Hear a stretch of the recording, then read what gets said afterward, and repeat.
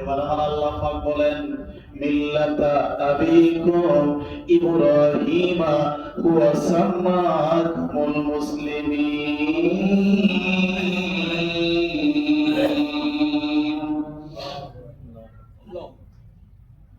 আল্লাহ পাক মুসলমানদের জাতির পিতা নামটা কি? ইব্রাহিম। বাবাই রাখছে না, মায় রাখছে না, আত্মীয় স্বজনরা রাখছে কেউ? না। ইব্রাহিম নবীকে আমার আল্লাহ পর্যায়ক্রমে তো পরীক্ষা করেন। বিয়ে শাদী সংসার জীবনের বয়স হয়ে গেল 90 বছর। কয় বছর? 90। আর যেরকম না কয় বছর? 90 বছর। 90 বছর লোক এই দুই একটা ওয়ার্ড খোঁজ করলে পাওয়া যাবে নি, কেউ পাইবেন না, হাজারের মধ্যে দুইজন পাওয়া যাবে নি। কিন্তু আল্লাহ নবী করে 90 বছর পর সন্তান দিয়ে জমিনের মধ্যে পাঠাইতে পারে। 90 বছর পরে মালিকের কাছে দোয়া করলেন। কার কাছে? মালিকের কাছে। যখন কার কাছে? মালিকের কাছে। পৃথিবীর জমিনে একজন নেক্সট সন্তান পাঠায় দিনকে প্রতিষ্ঠা করে জমিনের মধ্যে খুঁটি হিসাবে যেন ধরতে পারে, রাখতে পারে। মারহাবা কর। মারহাবা। আর যেরকম না মারহাবা। মারহাবা। হযরতে হাজরার করে মুসলমানদের জাতির পিতার সন্তান ইসমাঈল আলাইহিস সালামকে আল্লাহ জমিনের মধ্যে পাঠাইলেন। চিৎকার করে আল্লাহু আকবার। আল্লাহু আকবার। সংক্ষেপে বলে দিতে আছে কথাগুলো, পুরোপুরি তথ্যটা বলার সময় খুব কম। এই মুসলমানদের জাতির পিতা ইব্রাহিম নবীকে আল্লাহ পরীক্ষা করে বললেন কুরবানি করো। কি করতে কইছে? কুরবানি। আর যেরকম না কি করতে কইছে? কুরবানি। আমি মনে কথা বলাতে পিছনে যুবকেরা বেজার না, আপনারা বেজার হয়ে গেছেন? না। বেজার হয়ে গেছেন আপনারা? প্রথম নম্বরে বলছেন কুরবানি করো। কি কুরবানি করব? নাম তো উল্লেখ নাই। কোন কুরবানি দিলেন কবুল হয় না। দ্বিতীয় রাত্রে স্বপ্নে দেখেন নবীদের স্বপ্ন হচ্ছে একটা ওহী। নবীদের স্বপ্ন কি? ওহী। আর বড় করে বলেন নবীদের স্বপ্ন কি? ওহী। ওহী। তোমরা কুরবানি দেন কবুল হয় না, বেড়াবুকি কুরবানি দিলেন কবুল হয় না। আমার আল্লাহ বারবার বলে ও আমি আল্লাহর বন্ধু ইব্রাহিম নবী জেনে রাখেন আপনার মহব্বতের বস্তুটা আমি আল্লাহর রাস্তায় কুরবানি করো। আল্লাহু আকবার। ইব্রাহিম নবী গভীর রাত্রিতে নামাজের ধ্যানত অবস্থায় চক্ষু মোবারক বন্ধ করিয়া চোখের পানিগুলি ফলে মালিকের দরবারে কাঁদেন আর বলবেন মালিক কোরবানি দেওয়ার জন্য অর্ডার করলেন, কোরবানি তো দিয়ে গেলাম, আদায় করলাম, কবুল হয় না। আমার মহব্বতের বস্তুরা কোরবানি দেওয়ার জন্য আদেশ করলেন।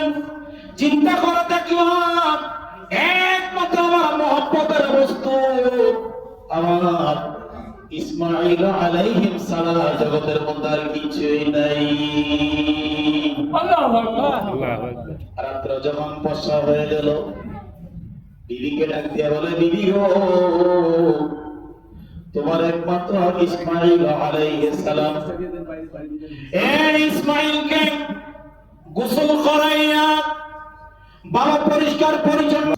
বিবির কাছে গিয়া বলে বিবি গো কেন সন্তানকে গোসল দিব, কারণটা কি? কয় বন্ধুর বাড়িতে দাওয়াত চলে আসছে, দাওয়াতের ডাকে সাড়া দেওয়ার জন্য বেড়াইবার জন্য আদেশ চলে আসছে গো। নবীদের বন্ধু আল্লাহ হতে পারে কি পারে না? আরে আরো বড় করে বলেন পারে কি পারে না? আল্লাহর বন্ধু নবীরা হইতে পারে কি পারে না? ইব্রাহিম নবী বলেছিলেন বন্ধুর বাড়িতে বেড়াইতে যাওয়ার আদেশ চলে আসছে, কিন্তু কথা মিথ্যা বলে নাই, কথাটা বলছেন সত্য। এখন স্বামী আদেশ পালনের জন্য সন্তানকে তাড়াতাড়ি গোসল দিয়া নতুন জামা কাপড় পরিধান করাইয়া দিলেন। বাবা হাঁটতেছেন, সন্তান হাঁটতে আছে, নবী হলেন সামনে, নবীর সন্তান হলো পিছনে। বন্ধু একজন চলে আসছে দরবেশ। কি আইছে? এরকম না কি আইছে? আইসা কয় হাজারের কাছে চলে গেছে। কই গেছে? হাজারের কাছে গিয়ে বলে হাজারা গো হাজারা কি সর্বনাশটা তুমি করলা গো। কি হইছে? তুমি কি জানো তোমার একমাত্র ইসমাইলকে তার বাবা জবাই করার জন্য কুরবানির জন্য নিয়ে গেছে। নাউজুবিল্লাহ। নাউজুবিল্লাহ। হাজরা কইতেছে জীবনও শুনি নাই বাবা সন্তানের কুরবানি দিবে, জবাই দিবে, এটা তো মানুষের দ্বারা সম্ভব না। আর আমার স্বামী তো দুনিয়ার কোনো মানুষ না, আমার স্বামী হচ্ছে একজন পয়গম্বর নবী। আমার স্বামী হচ্ছে একজন পয়গম্বর আল্লাহর বন্ধুর নবী। নবীরা কোনোদিন কখনো মিথ্যা কথা বলতে পারে না। কই তুই তো মানুষ না, তুই একটা শয়তান। সুবহানাল্লাহ। সুবহানাল্লাহ। তুই তো মানুষ না, তুই তো শয়তান। তুই তো আমাকে ধোঁকা দেওয়ার জন্য চলে আসছ। দূর হ, আমার কাছ থেকে দূর হ। হাজরার কাছে যাই সারা শব্দ পায় নাই। এখন চলে আসলেন আবার ইসমাইল আলাইহিস সালামের কাছে। ইসমাইলকে ডাক দিয়া বলে, ইসমাইল রে, কই তুই কি? কই আমি এসেছি দরবেশ তোরে বাঁচানোর লাগে। কই আমার তো বাঁচাই আল্লাহ। বাঁচাবো কে? আল্লাহ। কই তুই আমার কি বাঁচাবি? কতর তো বাবা নিয়ে যাইতেছে, তাড়াতাড়ি লুটিয়া পড়, পলাইয়া যা, তোর জবাই করতে দিতে আছে, কোরবানি দিতে আছে। কই দূর হ, দূর হ, বাবা কখনো কোনোদিন সন্তানকে জবাই করতে পারে না। ইব্রাহিম নবী ইসমাইল আলাইহিস সালামকে সাথে নিয়ে ধারার একটা অস্ত্র নিয়ে, অস্ত্রটা সাথে নিয়ে মিনা ময়দানে চলে গেলেন। গিয়া বলে, ছেলে রে, ও ছেলে, আমার আল্লাহর হুকুম চলে আসছে। আমি বারবার স্বপ্ন দেখতে পাই তোমাকে আল্লাহর রাস্তায় কুরবানি দেওয়ার জন্য। ছেলে মুস্কি মুস্কি হাসিয়া বলে, আব্বা জান, আপনি একজন নবী, আপনি একজন পয়গম্বর, আপনি হলেন আল্লাহর বন্ধু। নবীরা কখনো মিথ্যা কথা বলতে পারে নাই। তবে আপনি যা স্বপ্ন দেখেছেন, স্বপ্ন বাস্তবায়ন পূরণ করে নিবেন। আব্বা জান, একমাত্র আমার মায়ের সন্তান আমি ইসমাইল, আমার চাইতে বড় ভাগ্যবান জগতের মধ্যে কেউ হতে পারে না। এই আমার আদরের বাবা জান, জেনে রাখেন, আপনি আমাকে কোরবানি দিবেন, দুঃখ নাই। তবে আমি আপনার কাছে 3টা ওসিয়তনামা করে গেলাম। কয়টা? 3টা। আর বড় করে বলেন কয়টা? 3টা। আব্বা জান জেনে রাখেন, আমি যখন আমার মায়ের গর্ভে ছিলাম, মায়ের গর্ভে থাকা অবস্থায় নাভির কানেকশনটা দিয়া মা দুনিয়ার জমিনের নাচ নেমজ্জা আবক্ষণ করেছেন। মায়ের দেহের মধ্যে আমার আল্লাহ এই নাভির কানেকশনটা দিয়া দুনিয়ার নাচ নেমজ্জা খাওয়াইয়া মায়ের গর্ভে আমার আল্লাহ আমাকে বাঁচাইছে। আব্বা জান জেনে রাখেন, আমি যেদিন জবাই হয়ে যাইব, আমি জবাই হওয়ার আগে দিয়ে কয়েকটা শর্ত দিয়ে গেলাম, শর্তগুলো আদায় করে নিবেন। 1 নম্বর শর্ত হলো, আপনি যখন আমাকে জবাই দিবেন, জবাই দেওয়ার আগে আগে আপনার চক্ষুগুলো ভালো করে বেঁধে দিবেন। আপনার চোখের নজরটা আমি ইসমাইলের চেহারা থেকে যখন পড়ে যায়, বাপ বেটার মধ্যে একটা মায়া মহব্বত সৃষ্টি হয়ে যায়। আব্বা জান, আপনি আমাকে জবাই করতে পারবেন না, আপনার অন্তরের মধ্যে মায়াটা চলে আসবে, মায়ের কারণে আপনি আমাকে জবাই দিতে পারবেন না। আব্বা জান চক্ষুরা বন্ধ করিয়া আমাকে আপনি বিসমিল্লাহ বলে আল্লাহু আকবার বলে জবাই দিবেন। 2 নম্বর শর্ত হলো, আমি জবাই হওয়ার পর দিয়া মৃত্যুর যন্ত্রণায় চটপট চটপট করব, রক্ত মাখা দেহ নিয়ে লাফালাফি করব।